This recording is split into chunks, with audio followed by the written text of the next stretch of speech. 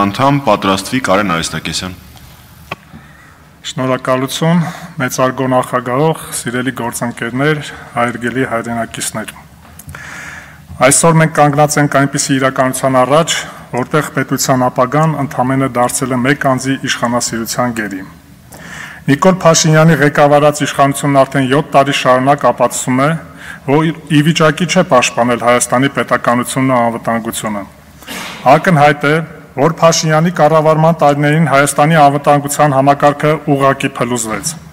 Բանակը, որը մեր գոյության հիմքն էր, նպատակային կերպով թուլացվեց եւ անզոր դարձավ մեր սահմանների պաշտպանության գործում։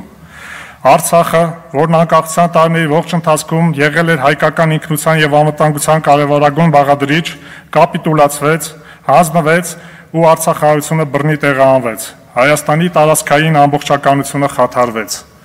Այս ամենը ոչ միայն արտաքին ճնշումների հետևանք էր, այլ առաջին հերթին իշխանության խայտառակ եւ ազգադավ քաղաքականության արդյունք։ Նույն պատկերը արտաքին քաղաքականության ոլորտում է։ Փաշինյանը կործանեց դիվանագիտական այնպիսի կապեր, որոնք տասնամյակներով եղել էին Հայաստանի անվտանգության հենասյուները։ Ռուսաստան-Հայաստան հարաբերությունները հասցվեցին աննախադեպ ցածր մակարդակի։ Արևմուտքի հետ հարաբերությունները ձևավորվեցին ոչ թե գործընկերային շահերի վրա,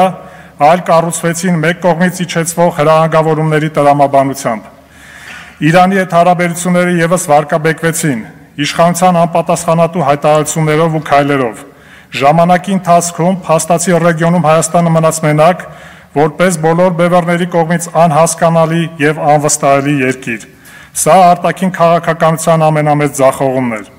Իշխանությունն այսօր ամբողջությամբ հրաժարվել է նաեւ հայոց ցեղասպանության միջազգային ճանաչման գործընթացից։ Դիվանագիտությունը կառուցվում է միակողմանի զիջումների տրամաբանության վրա։ Այսօր էլ բրոունյան շարժումով փորձում են իբր դիվերսիֆիկացված քաղաքականություն վարել, բայց արդյունքը զրո, քարոզչական աղմուկը ինչպես միշտ ամենաբարձր ձայնի վրա։ Նիկոլ Փաշինյանի իշխանությունը պատերազմ է հայտարարել մայրաթոռին, հարված հասցնելով մեր հավատքի եւ ազգային ինքնության հիմքերին։ Արժեզրկվում են եկեղեցական, կրթական եւ գիտական հաստատությունները։ Պետության մնացյալ ինստիտուտները եւս դարձել են բացառապես մեկ անձի ծառայության գործիք։ Կառավարությունն իրեն հռչակել է ժողովրդավարության բաստիոն, սակայն իրականում վերածվել է բռնապետական վարչակարգի։ Հայաստանում այսօր առկա են քաղաքական շարժառիթներով պայմանավորված քրեական հետապնդումներ։ Այսօր կան տասնյակ քաղբանտարկյալներ, խորհրդավոր սպանություններ են տեղի ունենում։ Միաժամանակ ծաղկում են հանցագործությունը, թմրամոլությունը, կոռուպցիան եւ բազմաթիվ այլ արատավոր բարքեր։ Այս ամենը վկայում է ոչ թե ժողովրդավարության ամրապնդման, այլ ժողովրդավարական ինստիտուտների հետընթացի մասին։ Փոխանակ համախմբելու հասարակությունը իշխանությունը զբաղված է մարդկանց բաժանելով սևերի եւ սպիտակների։ Կեղծ օրակարգերով ձևավորվում է ներհասարակական թշնամանք, խորացվում է հասարակության բևեռացումը։ Տպավորություն է ստեղծվում, որ պետությունը գործում է ոչ թե քաղաքացիների համախմբման, այլ հակառակը, պառակտման համար, բաժանիր եւ տիրե սկզբունքով փորձելով պահպանել իշխանությունը։ Ամենից վտանգավորը այն է, որ Փաշինյանը ոչ միայն անընդհատ կորուստներ է բերում, այլ հոգեբանորեն կոտրում է ժողովրդի ողնաշարը, անընդհատ քարոզելով պարտվողականություն, զիջումներ, անկարողություն։ Հարգելի հայրենակիցներ, ժամանակը չի երիքի, եթե այստեղ գտնվողներս հերթով ու մեր դիտանկյուններից փաստարկված մանրամասներով ներկայացնենք այն ժամանակագրական ռեգրեսը, որը տեղի ունեցել այս իշխանականների կառավարման ժամանակահատվածում։ Հավատացեք, ոչ թե օրեր, այլ շաբաթներ ու ամիսներ կտևեն լսումները։ Բայց մեկ բան ակնհայտ է. Փաշինյանին այլևս չի կարելի վստահել պետության ղեկը։ Նա ձախողել է ամեն ինչ՝ մեր անվտանգությունը, մեր արտաքին քաղաքականությունը,